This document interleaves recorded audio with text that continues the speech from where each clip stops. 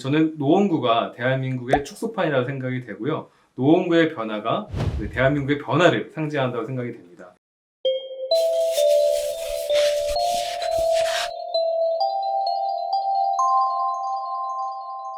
(1대 99의) 불평등한 사회를 뒤집자! 네, 민중당 노원구병 국회의원 후보 김선경입니다. 저는 노원구가 대한민국의 축소판이라고 생각이 되고요. 노원구의 변화가 대한민국의 변화를 상징한다고 생각이 됩니다. 노원구는 그동안 진보 성향이 강한 동네로 알려져 있죠. 특히 노원구병은 늘 많은 사람들이 관심이, 특히 선거 기간에 주목하는 지역입니다. 바로 이곳에서 진보 정치를 다시 새롭게 부활시키겠다는 각오로 출마하게 되었습니다.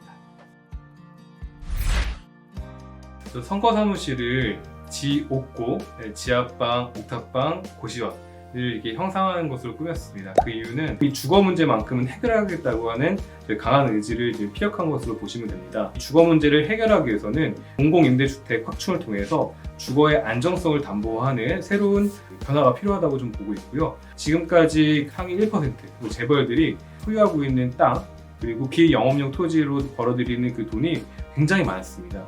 그 돈에 세금을 매기는 것, 그리고 부유세를 도입해서 여러 공공임대주택 확충에 쓰겠다고 하는 것을 주장하고 있습니다. 또 청년과 관련해서는 무수히 많은 청년들이 건설 현장에서 그리고 산업 현장에서 안타깝게 숨지고 있는데요. 이 청년들에게 대한 안전교육이 제대로 이행되지 않으면서 이 일에 내몰리게 되는 거죠. 이런 것부터 우리가 법이 하나씩 바뀌면 지킬 수 있다고 생각이 되고요. 마지막으로 한 가지 더 말씀드리면, 고졸을 차별하고 있는 문화, 그리고 특성화고등학교 학생들에 대한 차별, 이것을 반드시 개선하겠다고 하는 것이 저희 주된 공약이기도 합니다. 중학교 때까지 노원구에 살다가 고등학교 때 의정부로 이사 갑니다. 의정부에 미군기지가 있는데요. 그때까지 서울에서 살다 보니까 미군기지가 있는지 몰랐어요. 그런데 고등학교 3학년 때 교수님 위선이 두 여중생이 장갑차에 깔려서 숨진 사건이 발생됩니다. 그 사건을 일으켰던 미군들은 무죄 판결을 받고 미국으로 가요.